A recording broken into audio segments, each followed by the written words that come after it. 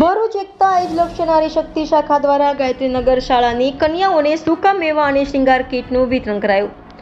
નાની બાળાઓમાં ધર્મ જાગૃતિ અને હિન્દુ ધર્મના તહેવારોનું મહત્વ સમજાય, સંસ્કૃતિની જાળવણી થાય એવા હેતુથી ગાયત્રીનગર ગુજરાતી શાળામાં 75 સૂકા મેવા અને અન્ય શૃંગારની વસ્તુની કીટનું વિતરણ કરાયું હતું.